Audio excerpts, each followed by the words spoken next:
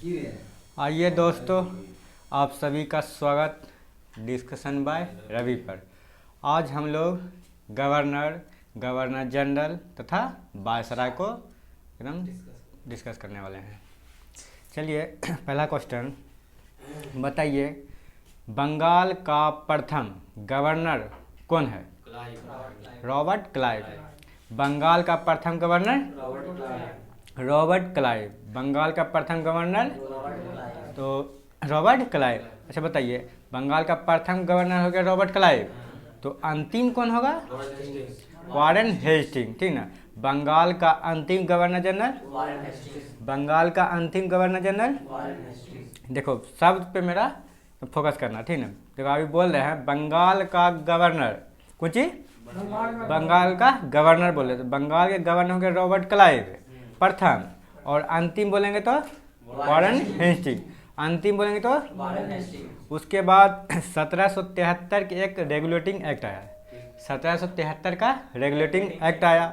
उसके तहत कहा गया था कि बंगाल के गवर्नर को गवर्नर जनरल कर दिया जाएगा। बंगाल के गवर्नर को गवर्नर जनरल कर दिया जाएगा। उसके बाद ठीक है, तो 1833 का 1873 का रेगुलेटिंग एक्ट आया। 1873 का रेगुलेटिंग, इसके तहत कहा गया था कि बंगाल का गवर्नर का नाम चेंज कर बंगाल का गवर्नर जनरल कर दिया जाएगा। बंगाल का गवर्नर जनरल कर दिया जाएगा था। तो आप बताइए, बंगाल का प्रथम गवर्नर जनरल कौन था? Warren Hastings. बंगाल के प्रथम governor general Warren Hastings. Bengal का प्रथम गवर्नर जनरल वारेन हेस्टिंग। उसके बाद तो ये तो प्रथम हो गया, बंगाल का प्रथम गवर्नर जनरल वारेन हेस्टिंग। तो अंतिम गवर्नर जनरल कौन है? Lord William Bentinck. बंगाल का अंतिम governor general Lord William Bentinck. Bengal का अंतिम governor general Lord William Bentinck. वही लॉर्ड विलियम बेटिंग के कार्यकाल के समय में 1833 का चार्टर एक्ट आया था। 1833 का चार्टर एक्ट आया था। उसमें कहा गया था कि बंगाल के गवर्नर जनरल को उसमें मतलब कि ये सब जितना भी था बंगाल पे ही शासन करता था। बंगाल पे गढ़ एकदम बना लिया था। आप वो सब सोच रहा था कि बंगाल में तो एकदम हीरो बनिए गए हैं, तो धीरे धीरे आप भारत पे शासन करते हैं। क्या? भारत पे। तो उसका पद का नाम चेंज बंगाल का नाम खाली बंगाल शब्द ही हटाया। बंगाल को हटाकर भारत का गवर्नर जनरल कर दिया था। 1833 के चार्टर एक्ट के द्वारा बंगाल गवर्नर जनरल का नाम हटाकर भारत का गवर्नर जनरल कर दिया था। भारत का गवर्नर जनरल। तो आप क्वेश्चन पूछेगा, भारत का प्रथम गवर्नर जनरल कौन है? Lord William betting. भारत का प्रथम गवर्नर जनरल कौन है? Lord William Bentinck. तो प्रथम हो गया ये भारत का प्रथम गवर्नर जनरल। तो आप बताइए, भारत का अंतिम गवर्नर जनरल लॉर्ड कैनिंग। कौन हो गया? Lord Canning. भारत का अंतिम governor general Lord Canning. Bharat का अंतिम गवर्नर जनरल लॉर्ड कैनिंग। और लॉर्ड कैनिंग के कार्यकाल के समय में 1858 के भारत परिषद अधिनियम आया था। उसमें कहा गया था कि ये तो इतना बड़का को नाम है ना, नाम को छोटा किया जाए। उसका नाम की था भारत का गवर्नर जनरल। कितना बड़ा नाम लग रहा है, तो उस समय नाम छोटा कर दिया था। क्या कर दिया था? भारत का वायसराय कर दिया था। ठीक, बोला कि 1858 का भारत परिषद अधिनियम के द्वारा कहा गया था कि भारत का गवर्नर जनरल का नाम चेंज कर भारत का वायसराय बना दिया जाए। अब बताइए, भारत का प्रथम वायसराय कौन है? Lord Canning. भारत का प्रथम वायसराय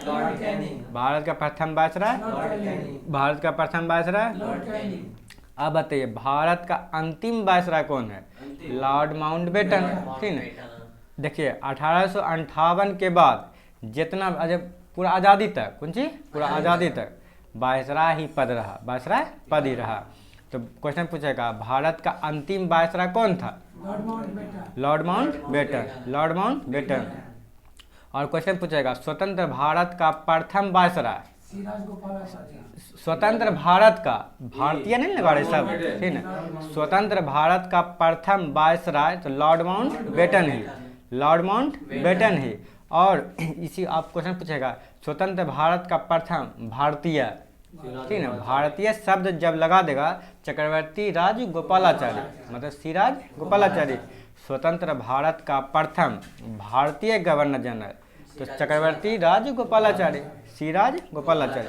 तो ये तो प्रथम भारतीय हो गया, तो अंतिम भारतीय भी होगा, तो वही है, मतलब स्वतंत्र भारत के अंतिम भारतीय गवर्नर जनरल तो ये सिराज गोपालाचारी, ठीक है। स्वतंत्र भारत के अंतिम गवर्नर जनरल सिराज गोपालाचारी। चाहे देखो यहाँ पे स्वतंत्रता के बाद कौन चीज, स्वतंत्रता के बाद वायसराय बोले चाहे गवर्नर जनरल बोले चल सकता है, कोई दिक्कत यहाँ तक।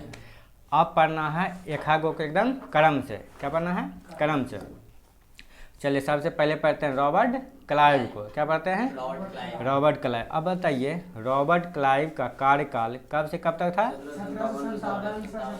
1757 से 1760, 1757 से 1760 तक था। उसमें रॉबर्ट क्लाइव जो था भारत में 2 बार मतलब शासन किया था, मतलब पद पे बैठा।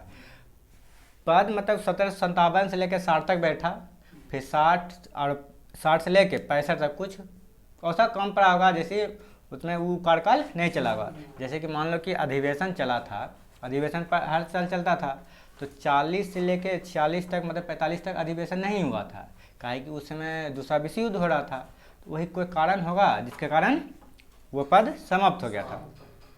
तो 1757 से लेकर 1760 तक रॉबर्ट क्लाइव पद पर थे। रॉबर्ट क्लाइव 1757 से लेकर 60 तक थे। तो दूसरा बार कब आए थे? 65 से 67, दूसरा बार 1765 से 67 तक आए थे। तो क्वेश्चन पूछेगा बंगाल का प्रथम गवर्नर कौन है? Robert Clive. बंगाल का प्रथम गवर्नर रॉबर्ट क्लाइव। और इसी के समय में, रॉबर्ट क्लाइव के समय में ही एक प्लासी का युद्ध हुआ था, ठीक है। रॉबर्ट क्लाइव के समय में एक प्लासी का युद्ध हुआ था। प्लासी का युद्ध कब हुआ था? 23 जून 1757, 23 जून 1757। अब बताइए और ये जो युद्ध हुआ था तो बंगाल का नवाब कौन था? सिराजुद्दौला, ठीक है, बंगाल का नवाब सिराजुद्दौला। और सेनापति मीर जाफर। सेनापति कौन था? मीर जाफर। सेनापति नवाब सिराजुद्दौला। नवाब कौन था? सिराजुद्दौला। और उसमें था कि दीवानी अधिकारी जो थे ना, मतलब दीवान किसका अंतर्गत आता था? अंग्रेज के अंतर्गत। दीवान किसके अंतर्गत आता था? अंग्रेज के अंतर्गत आया था। तो बंगाल में, अच्छा बताइए, बंगाल में द्वैध शासन कौन लगाया था? Robert Clive. बंगाल में द्वैध शासन रॉबर्ट क्लाइव। बंगाल में द्वैध शासन रॉबर्ट क्लाइव के द्वारा लगाया था। तो द्वैध शासन मतलब 2 राज्य में शासन कर रहा होगा। तो अब बताइए उसके अंतर्गत 2 उपदीवान लाया गया था। कौन जी? हाँ, द्वैध शासन के अंदर 2 उपदीवान लाया था। तो बताइए बंगाल का उपदीवान का नाम क्या था? मोहम्मद रजा खां। क्या कि बंगाल में अधिकतर मुस्लिम लोग रहते हैं। तो बंगाल में उपदीवान का नाम क्या था?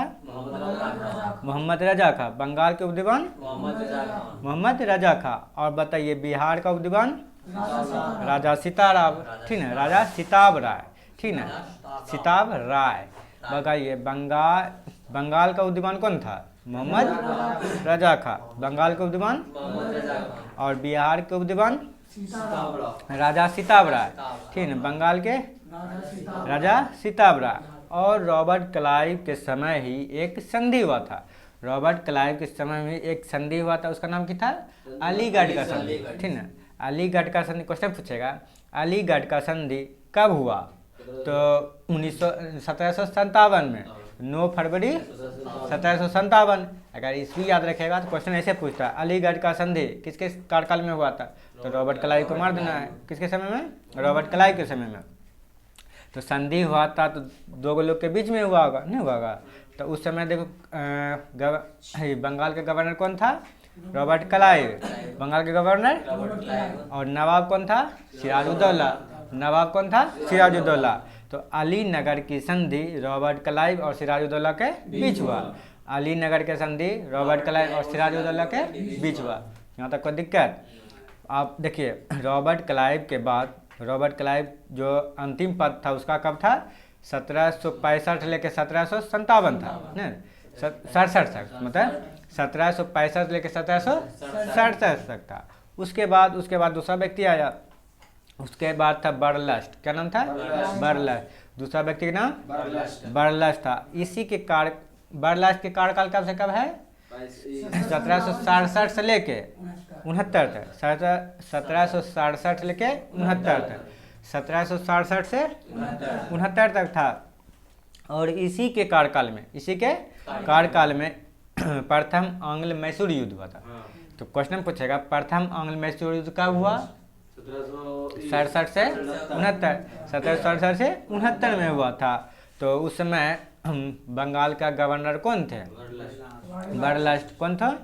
बर्लस्ट थे। अब उसके बर्लस्ट के बाद आए थे वारेन हेस्टिंग, ठीक, वारेन हेस्टिंग, जो कि 1772 के बाद 85 तक, 1772 से 85 तक, 1772 से 85, वारेन हेस्टिंग 1772 से 85 तक। यहाँ तक कोई दिक्कत?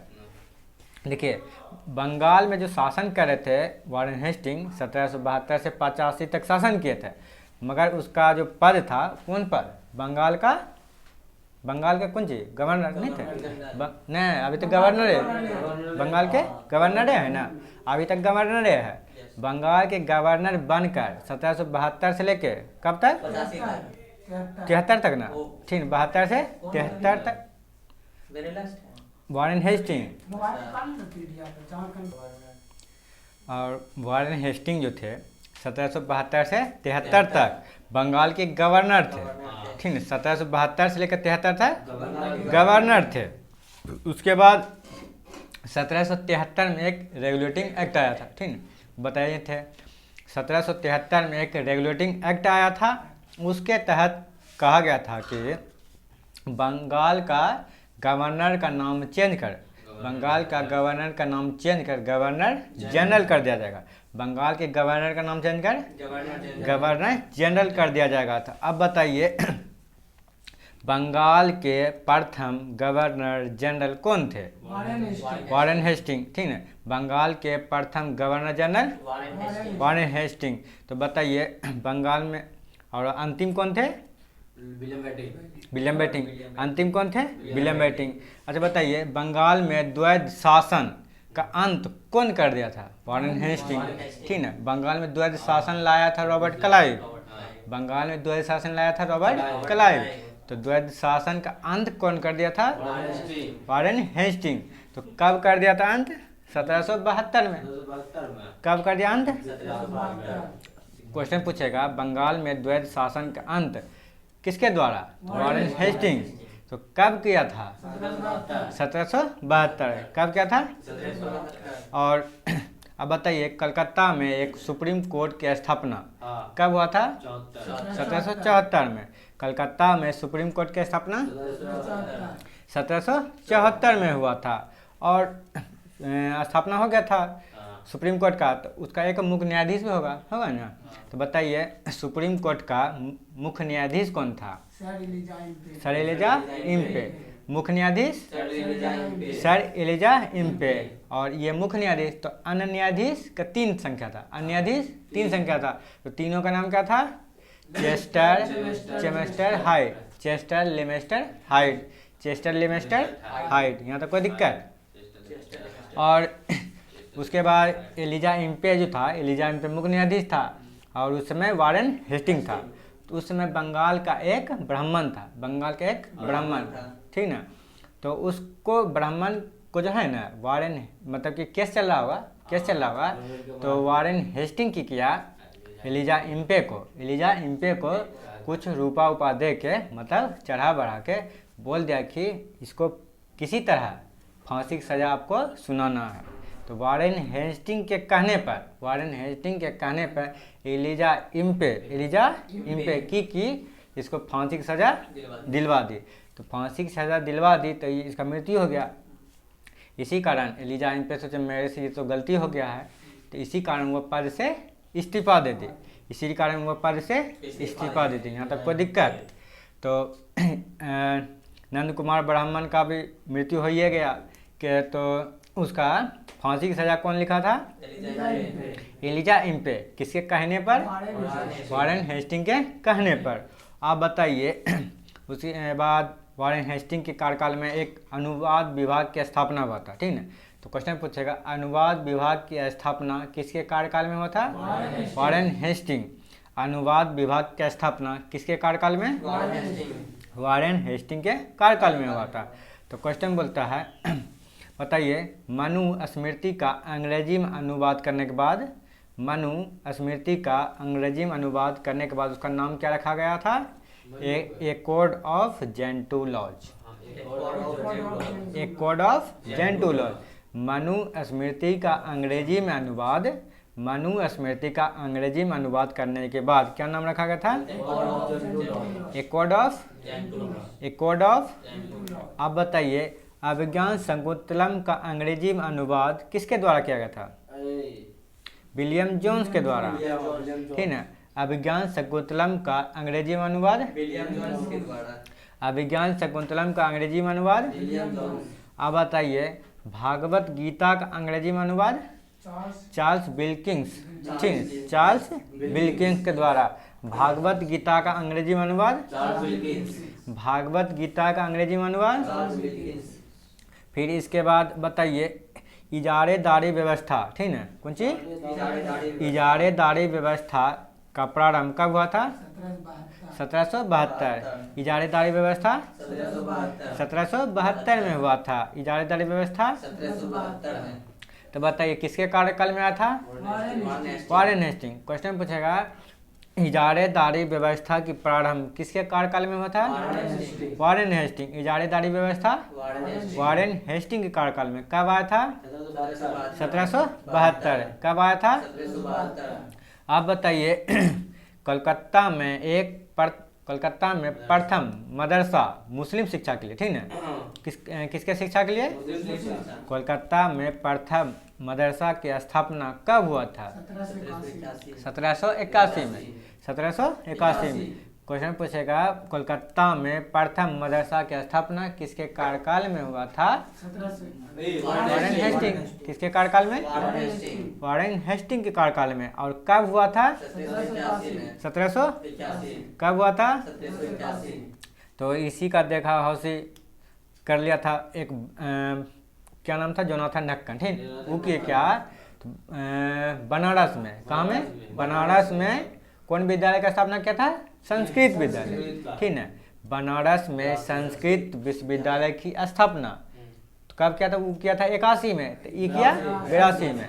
बताइए बनारस में संस्कृत विश्वविद्यालय की स्थापना कब किया गया था? 1782 में। कब किया था? किसके द्वारा किया गया था? जोनाथन ढक्कन के द्वारा। बताइए बनारस में संस्कृत विश्वविद्यालय की स्थापना कब किया था? 1782 में। किसके द्वारा? जोनाथन ढक्कन के द्वारा। किसके द्वारा? आप बताइए पीस्ट इंडिया एक्ट कब आया था? 1782 में। पीस्ट एक्ट। आप बताइए एशियाटिक सोसाइटी की स्थापना कलकत्ता में कब हुआ था? 1784 में। एशियाटिक सोसाइटी की स्थापना कलकत्ता में कब हुआ था? 1784 में। किसके द्वारा किया गया था? विलियम जोन्स के द्वारा। किसके द्वारा? क्वेश्चन पूछेगा एशियाटिक सोसाइटी की स्थापना कोलकाता में किसके द्वारा? विलियम जोन्स के द्वारा। कब किया गया था? 1784 में। आप बताइए एशियाटिक सोसाइटी की स्थापना महाराष्ट्र में, कहाँ? महाराष्ट्र में कब हुआ था? 1804 में। कब हुआ था? बताइए एशियाटिक सोसाइटी की स्थापना महाराष्ट्र में कब हुआ था? 1804 में। अब बताइए एशियाटिक सोसाइटी की स्थापना लंदन में, कहाँ? लंदन में कब हुआ था? 23 में, 1823 में। एशियाटिक सोसाइटी की स्थापना लंदन में कब हुआ था? 1823 में। अब बताइए वारेन हेस्टिंग के द्वारा मुगलों को जो 16 लाख रुपया 26 लाख रुपया वार्षिक पेंशन जो मिलता था, मुगलों को 26 लाख रुपया वार्षिक पेंशन जो मिलता था उसको बंद कौन करवा दिया था? Warren Hastings. मुगलों को 26 लाख रुपया वार्षिक पेंशन मिलता था, वो बंद कौन करवाया था? वारेन हेस्टिंग के द्वारा। आप बताइए सुरक्षा प्रकोष्ठ नीति, ठीक है, सुरक्षा प्रकोष्ठ नीति किसके द्वारा लाया था? वारेन हेस्टिंग के द्वारा। सुरक्षा प्रकोष्ठ नीति किसके द्वारा? चाहे बोलता है रिंग फाइनेंस पॉलिसी किसके द्वारा लाया था? वारेन हेस्टिंग के द्वारा। आप बताइए वारेन हेस्टिंग के कार्यकाल 1772 से 85, 1772 से 85 तक, यहाँ तक कोई दिक्कत? उसके बाद 85 से लेकर आया था 86 तक सर जॉन मैकफर्सन। सब के कार्यकाल धीरे धीरे याद कर लेना, ठीक है। सर जॉन मैकफर्सन, इसके कार्यकाल में कोई इम्पोर्टेंट नहीं हुआ था, ये मतलब वो स्थायी गवर्नर जनरल मान सकता है। आप बताइए 86 से लेकर 93 तक, 86 से लेकर 93 तक कॉर्नवालिस आया था, ठीक। 86 लेकर 93 तक कौन आया था? लॉर्ड कॉर्नवालिस आया था, लॉर्ड कॉर्नवालिस। अब बताइए कॉर्नवालिस के द्वारा एक जमींदारी व्यवस्था लाएगा, कौन व्यवस्था? जमींदारी व्यवस्था, ठीक है। क्वेश्चन पूछेगा जमींदारी व्यवस्था किसके कौन लाया था? Lord Cornwallis. जमींदारी व्यवस्था कब प्रारंभ हुआ था?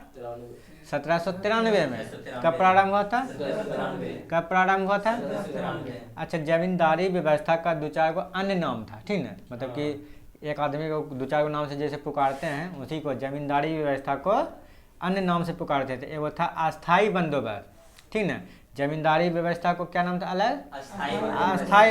अस्थाई बंदोबस्त। क्या नाम था? अस्थाई बंदोबस्त।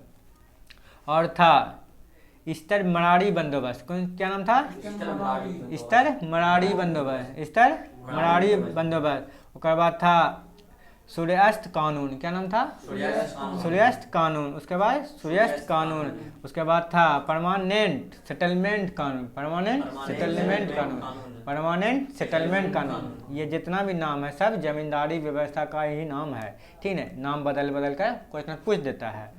कोई जैसे पूछ देगा अस्थाई बंदोबस्त कॉर्नवालिस के द्वारा कब लाया गया था? 93 में। अस्थाई बंदोबस्त 93 में। स्तर मरारी व्यवस्था 1793। स्तर मरारी व्यवस्था आप बताइए। सूर्यास्त कानून 1793। चाहे बोल देगा परमानेंट सेटलमेंट कानून कब लाया था? ये तीनों जमींदारी व्यवस्था का ही नाम है।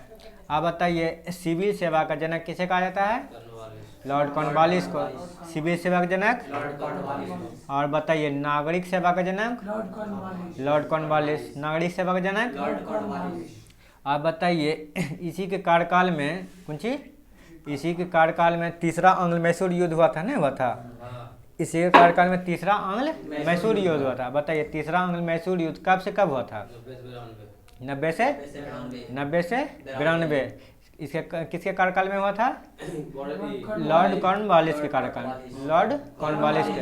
अब बताइए मतलब जो तीन चार जो है आंग्ल मैसूर युद्ध सबको पढ़ लेते हैं, ठीक है। तीन चार को आंग्ल मैसूर युद्ध है, सबको पढ़ लेते हैं। कौन जीता, कौन हारा और कौन संधि के द्वारा समाप्त हुआ था। बताइए प्रथम आंग्ल मैसूर युद्ध कब से कब तक चला था? 1767 से 69। प्रथम आंग्ल मैसूर युद्ध कब से कब तक? 1767 से 69 था। अब बताइए 1767 से 69 गवर्नर कौन था? बर्लस्ट। कौन था? बताइए 67 से 69 कौन थे? बर्लस्ट। 67 69 बर्लस्ट। अब बताइए प्रथम आंग्ल मैसूर युद्ध जो हुआ था तो उसमें जीता कौन था? हैदर अली। कौन जीता था? हैदर अली। अब बताइए प्रथम आंग्ल मैसूर युद्ध किस संधि के द्वारा समाप्त हुआ था? मद्रास के संधि द्वारा। प्रथम आंग्ल मैसूर युद्ध किस संधि द्वारा? मद्रास की संधि द्वारा समाप्त हुआ था। अब बताइए दूसरा आंग्ल मैसूर युद्ध कब से कब तक? 80 से 84। दूसरा आंग्ल मैसूर युद्ध 1780 से 84 तक चला था। तो अब बताइए 1780 से 84 के बीच में गवर्नर कौन थे? Warren Hastings. तो क्वेश्चन पूछेगा दूसरा आंग्ल मैसूर युद्ध के समय गवर्नर जनरल कौन थे? Warren Hastings. Governor general Warren Hastings थे। अब तो बताइए दूसरा आंग्ल मैसूर युद्ध के समय कौन जीता था? अंग्रेज। कौन जीता था? अंग्रेज जीत गया। तो बताइए दूसरा आंग्ल मैसूर युद्ध किस संधि के द्वारा समाप्त हुआ था? मंगलोर के संधि द्वारा समाप्त हुआ था। पहला मद्रास, दूसरा मंगलोर। पहला मद्रास, दूसरा मंगलोर। क्वेश्चन पूछेगा दूसरा आंग्ल मैसूर युद्ध किस संधि द्वारा समाप्त हुआ था? मंगलोर के संधि द्वारा समाप्त हुआ था। अब बताइए तीसरा आंग्ल मैसूर युद्ध कब से कब तक चला था? 1790 से 92। 1790 से तीसरा आंग्ल मैसूर युद्ध 1790 से 92 तक चला था। बताइए तीसरा आंग्ल मैसूर युद्ध के समय गवर्नर जनरल कौन थे? Lord Cornwallis. Lord Cornwallis. तीसरा आंग्ल मैसूर युद्ध के समय गवर्नर जनरल लॉर्ड कॉर्नवालिस। अब बताइए कौन जीता था इसमें? अंग्रेज। कौन जीता था? अंग्रेज। कौन जीता था? कौन जीता था?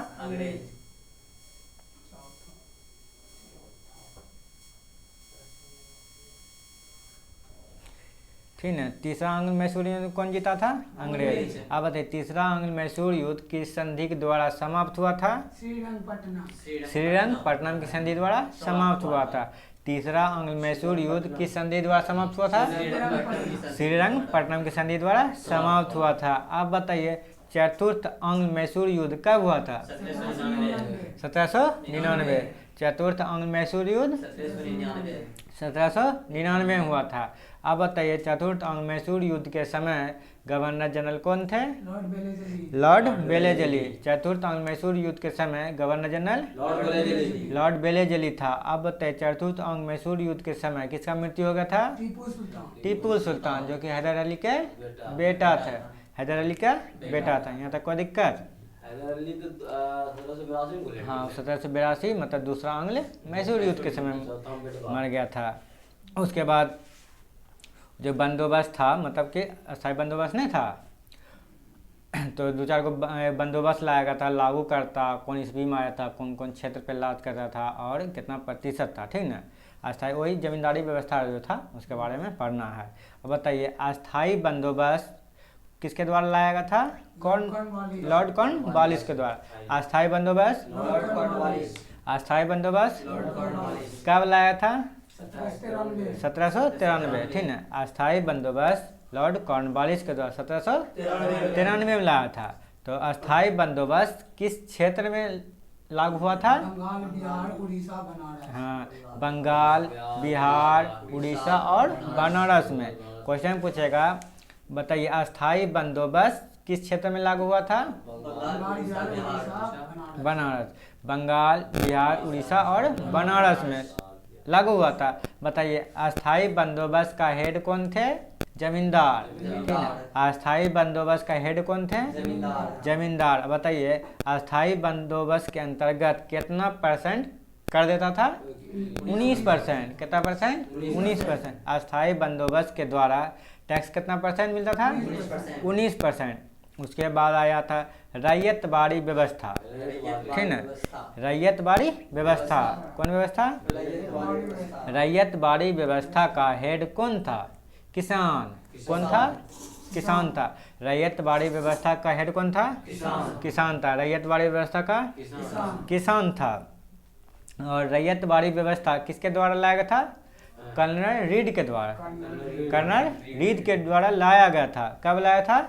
1792 में लाया था। कब लाया था? रैयतवाड़ी व्यवस्था कर्नल रीड के द्वारा कब लाया था? 1792 में लाया गया था। और किस क्षेत्र में लागू हुआ था? मद्रास, मुंबई, असम। मद्रास, मुंबई, असम में लागू हुआ था। रैयतवाड़ी व्यवस्था मद्रास, मुंबई और असम में। मद्रास, मुंबई, असम में। और अस्थायी बंदोबस्त की बात करें तो बंगाल, बिहार, उड़ीसा, बनारस। बंगाल, बिहार, बनारस, उड़ीसा, यहाँ तो कोई दिक्कत, उसमें था कि 19% कर देता था। और रैयतवाड़ी व्यवस्था में 51%, रैयतवाड़ी व्यवस्था में 51%। रैयतवाड़ी व्यवस्था किस क्षेत्र में लागू होता था? मद्रास, मो से मद्रास, मो से मुंबई, ओ से असम, मद्रास, मुंबई, असम, मद्रास, मुंबई, असम में लागू होता था। कौन व्यवस्था? रैयतवाड़ी व्यवस्था। उसके बाद आया था महलवाड़ी व्यवस्था। कौन व्यवस्था? महलवाड़ी व्यवस्था। ठीक है, महलवाड़ी व्यवस्था का हेड कौन था? मुखिया। मुखिया। महलवाड़ी व्यवस्था का मुखिया। महलवाड़ी व्यवस्था का हेड कौन हेड था? मुखिया। अब बताइए महलवाड़ी व्यवस्था लागू कौन किया था? हाँ, लॉर्ड मैकेंजी। कौन था? नहीं सॉरी, हॉलकट मैकेंजी। महलवाड़ी व्यवस्था लागू कौन किया था? हॉलकट मैकेंजी ने लागू किया था। तो कब किया था? 1822 में। ठीक ना, महलवाड़ी व्यवस्था 1822 में, महलवाड़ी व्यवस्था 1822 में आया था। ठीक ना, 1822 में किसके द्वारा लाया था? Holt Mackenzie. ठीक है, महलवाड़ी व्यवस्था हॉल्ट मैकेंजी के द्वारा लाया गया था। तो बताइए कब लाया था? 1822 में। कब लाया था? 1822 में। अब बताइए किस क्षेत्र में लागू होता था? हाँ, संयुक्त मध्य प्रांत। ठीक है, संयुक्त मध्य प्रांत और पंजाब में, संयुक्त मध्य प्रांत और पंजाब में लागू होता था। अब बताइए महलवाड़ी व्यवस्था में कितना परसेंट कर देता था? 30%। महलवाड़ी व्यवस्था में कितना परसेंट? 30%। महलवाड़ी व्यवस्था में कितना परसेंट? 30%। यहाँ तक कोई दिक्कत? उसके बाद लॉर्ड कॉर्नवालिस के बाद कौन आया था? Sir John Shore. ठीक है, लॉर्ड कॉर्नवालिस के बाद सर जॉन शोर आया था, जो कि 1793 से लेकर 98 तक, 1793 से। ठीक ना। आप बताइए सर जॉन शोर के कार्यकाल 1793 से 98, 1793 से 98। आप बताइए हस्तक्षेप नीति कौन अपना था? Sir John Shore. हस्तक्षेप नीति। अब बताइए अस्थायी बंदोबस्त की योजना सर जॉन शोर के द्वारा बनाई गई थी। अस्थायी बंदोबस्त की योजना किसके द्वारा बना था? सर जॉन शोर के द्वारा बनाया गया था। अस्थायी बंदोबस्त की योजना किसके द्वारा? सर जॉन शोर के द्वारा बनाया गया था। कोई दिक्कत? अब बंद करते हैं, अगला दिन देखेंगे आगे। ठीक ना। चलिए भैया लोग जितने भी देखते हैं कृपया करके शेयर करें, लाइक, कमेंट और चैनल को सब्सक्राइब कर लें। Thank you.